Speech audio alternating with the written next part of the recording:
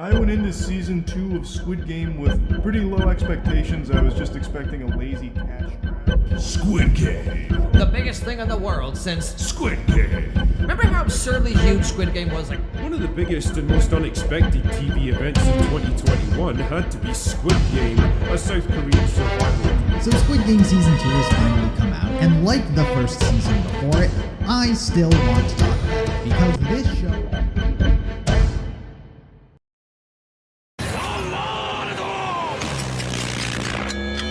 What's up? Got something to show you.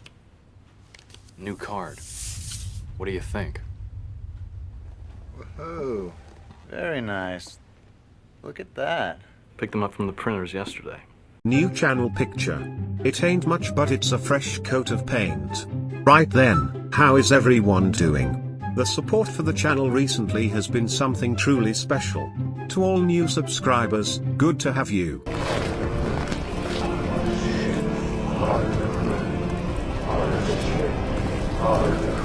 To all my returning viewers, you are incredible. There's plenty of content ideas I have cooking up as I practice my editing.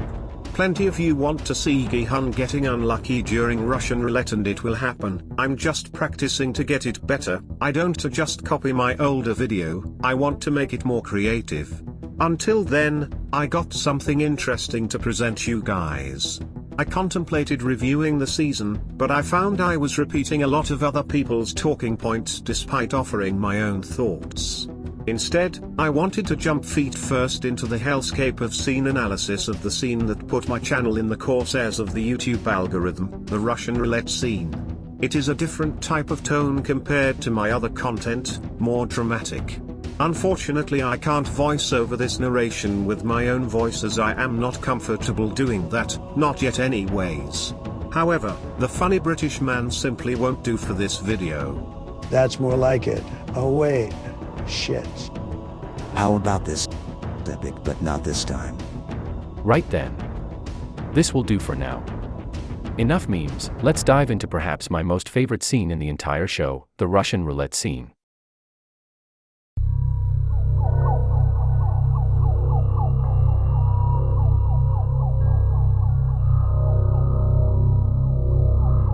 Gi-Hun, after frantically trying to find the recruiter, losing contact with the loan sharks working for him, arrives at his residence to find that the lights are on. The dark, stormy night, contrasted with the fluorescent neon pink light, serves almost as a challenge to Gi-Hun by the recruiter. The recruiter didn't have to turn the lights on. The recruiter could have remained hidden until Gi-Hun returned back to his living space, perhaps shocking Gi-Hun. No, the recruiter made his presence known. He was practically calling out to Gi-Hun to come and face him. Gi-Hun enters the building cautiously, perhaps anticipating a fight or a threat to his life. Finds the recruiter sipping on a drink he likely helped to himself from Gi-Hun's fridge. That is already disrespectful, but he doesn't have enough respect to face his foe initially. Gi-Hun may have shot the recruiter on sight, and the recruiter would have been none the wiser. Looking at the recruiter's body language, this can mean two things. One, the power dynamic between the two. The recruiter just dispatched the loan sharks with minimal effort. The recruiter has killed many people before, witnessed death for years, and likely does not see Gi-Hun as a threat. Two, disrespect. The recruiter sees Gi-Hun, the poor and many others, as trash. The recruiter notices how much Gi-Hun has tried to find him. It may be possible that no winner of the death games ever bothered to try and find the recruiter, and not to the extent Gi-Hun has tried to. The recruiter may genuinely be surprised, especially how Gi-Hun wanted to thank the recruiter. The recruiter confidently sits down as Gi-Hun gave thanks. Listen to Gi-Hun's voice. 우승을 하고 큰 돈까지 벌어서 나왔으니까. His attitude, there is clear resentment, but why exactly? It can be many reasons.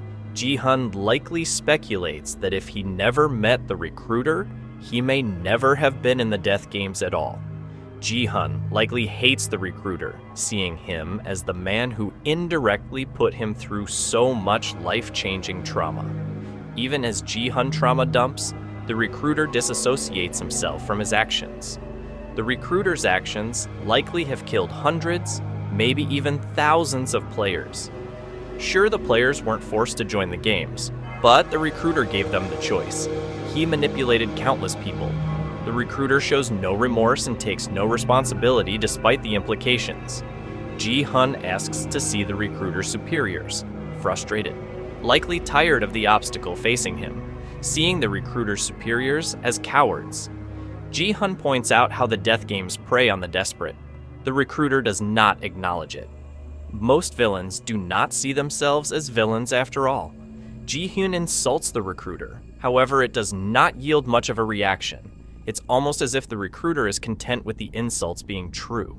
The recruiter delves into his past, how he used to work in the games when he was younger, removing countless people like Gi-Hun. The recruiter's lines are quite telling of his mindset, how cruel he is, and how he justifies his actions. He likely sees his actions as a public service, a moral good, taking out the trash, so to speak, dehumanizing the victims from the games. In the recruiter's mind, they are all the same. Gi-Hun, to the recruiter, is just like everyone else. A waste of space, who crawled out of the gutter. If he and every other trash was gone, the world would be a better place. The recruiter's worldview has been ingrained in his mind after so many years. He is blinded by ego, thinking no one like Gi-Hun can change. And if everyone is trash, and no one can change, they deserve death, right? The recruiter served as an underling for years, with no significance at all, until he received a gun. He said it felt pretty good, but it's not the gun that felt good. It's the recognition of his hard work that felt pretty good. Like, come on. He must have had a pretty miserable life if the only recognition he receives was in a death game after years of servitude. Even in his youth, this is clearly a disturbed man the audience is facing. Years later, he faces his father who lost the games. The recruiter talks about killing his father in such a nonchalant way, with no real feelings about it whatsoever. In Korean culture, respect for your elders is expected, I quote, "This value deeply rooted in Confucian teachings of filial piety, where treating parents and older individuals with utmost respect is considered a core principle of Korean society." End quote. Killing one's own father, the man who raised you, who helped birth you, your caretaker, as he begs for his life, is truly sickening.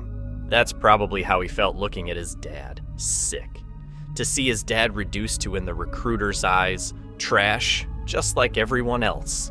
He tells Gi-Hun that he shot his father, letting out a cathartic realization that he was cut out for the job. It's not like the games changed him. However, he was always like this. The bread and lottery scene had nothing to do with recruiting. His social experiment earlier did not get new players. It was an act of cruelty. His choices earlier were an illusion of choice. What if the homeless chose the bread? They would still be homeless but fed. With the lottery ticket, maybe they could have won big and escaped their fate. What do they really have to lose? There was no right choice, and the recruiter was needlessly cruel. Talking to Gi-Hun while having the blood of the loan shark in his face and clothes, not feeling the need to clean himself up. You don't just learn to behave that way, to have such a disregard for human life, and to be happy about it so easily. So the recruiter saying that he was cut out for the job is not so much of a realization or discovery, but more of a confirmation of what he already suspected. Clearly disgusted by hearing such a story, Gi-Hun leans in closer, telling the recruiter that the killings won't change anything about his true nature, telling the recruiter that he is a dog, a slave almost, reducing his perceived accomplishments to nothing. Until now, Gi-Hun's insults did not faze the recruiter. The recruiter pulls the hammer on his gun. To challenge the recruiter's worldview, to call into question his perceived purpose in life, that maybe he is the problem, not the people he kills. That is crossing the line. He asks Gi-Hun if he thinks he is special just because he won. I wonder, how many victors did the recruiter see? How many recruiters won and went along with the system? How many people did the recruiter watch die? What could possibly make Gi-Hun special? He is one trash out of hundreds and thousands of other trash. Gi-Hun pushes his forehead against the gun. Gi-Hun, facing survivors' guilt the entire episode with a shaken voice, tells the recruiter that he has no idea what the games are really like. The traumas he endured, the hell he escaped, that changed Gi-Hun. How can he? The recruiter indeed never can understand. What little humanity the recruiter had is long gone. Gi-Hun can't possibly appeal to the humanity of someone who cares so little for human life. And the recruiter can't get Gi-Hun to think the way he does either, realizing they are both at an ideal stalemate. The recruiter pulls the trigger with no ammunition. He lets out a sigh of perhaps mental exhaustion, then suggests that they play a game, to settle this once and for all. Before the recruiter explains the rules for the game he is about to play, he turns on a very notable song, Time to Say Goodbye. Interestingly, there was a study done in 2019 that confirmed that Time to Say Goodbye was once the second most popular funeral song played. I'll leave the article in the description. The song is less interpreted as a song about goodbyes and more about new beginnings. Through this lens, beating the recruiter signifies the real first step towards taking down the death games. If Gi-Hun beats the recruiter, he will potentially be able to find the front man. Circling back, I mentioned that Time to Say Goodbye was a very frequent funeral song. Gi-Hun and the recruiter are playing a game that will kill one of them.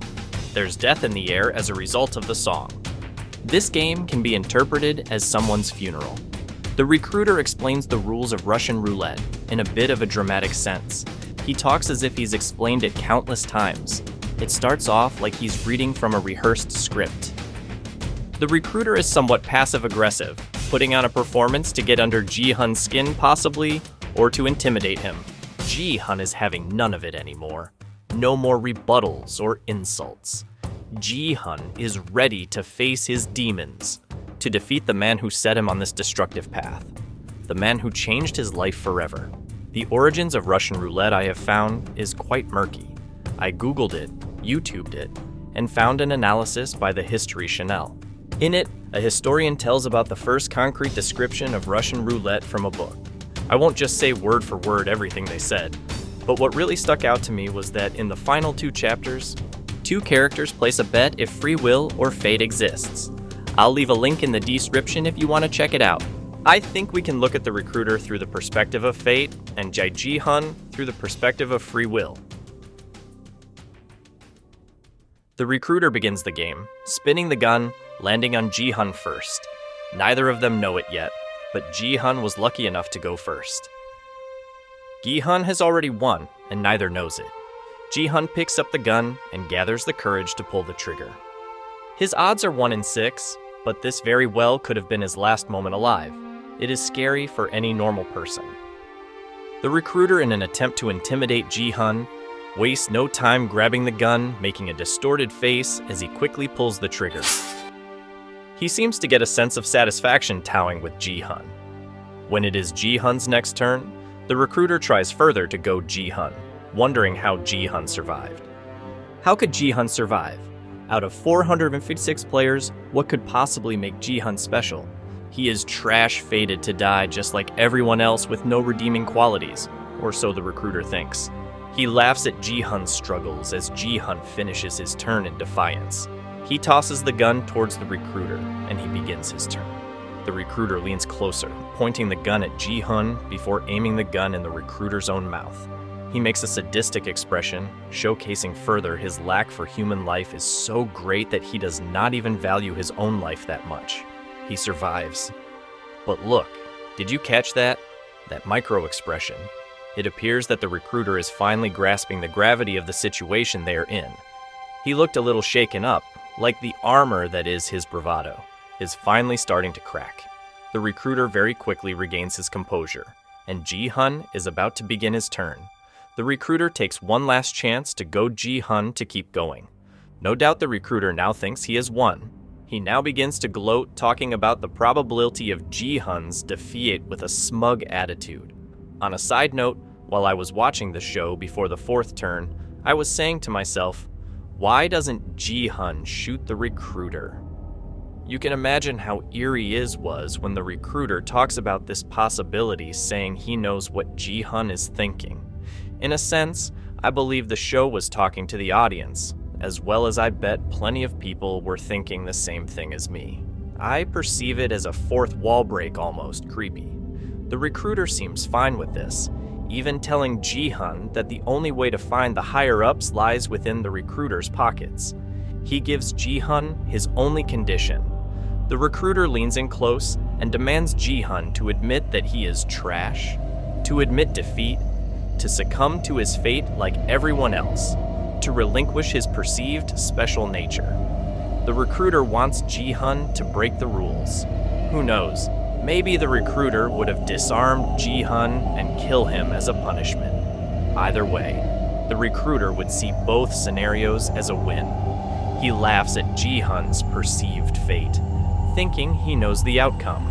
The recruiter has seen the worst brought out of so many people, the lengths people are willing to go to just to win money. He has seen no change at all.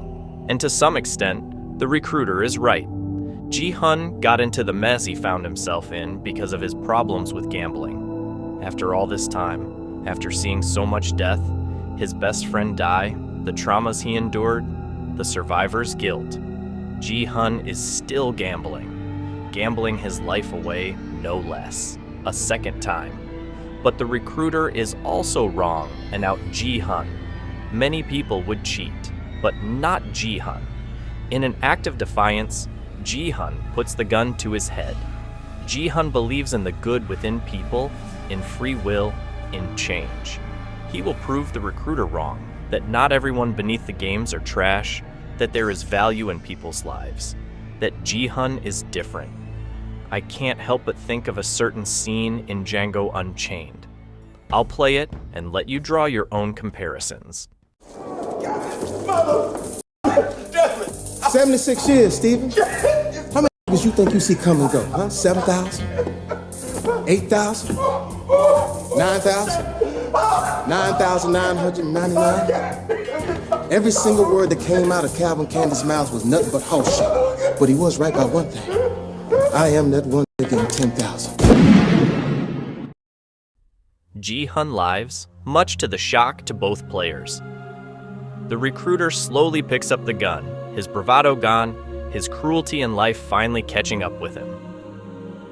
Gi-Hun flips the script, mimicking the recruiter's speech earlier. The recruiter very well could kill Gi-Hun, but he does not. Sir Gi-Hun lays into the recruiter, dismantling his worldview. Why does the recruiter shoot himself? It has less to do with what Gi-Hun says and more about what it represents. The recruiter sees himself and his employers as above the players, above the trash. Not long ago, he anticipated Gi-Hun to cheat, without realizing how far Gi-Hun was willing to go. Perceived trash are expected to cheat. If the recruiter cheats, he would be trash just like Gi-Hun, just like everyone else, and it would be admitting that he is indeed wrong in his beliefs. I asked earlier in this video, why didn't Gi-Hun shoot the recruiter? No doubt many of you would not care about the recruiter says. Many would shoot the recruiter. Many would not play Russian roulette to begin with. It's much deeper than that for Gi-Hun. It is not a physical battle. The recruiter could have killed Gi-Hun many times, and Gi-Hun could have killed the recruiter many times.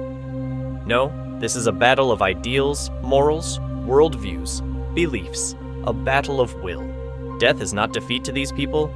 Defeat is surrendering their values and beliefs. It's poetic, really.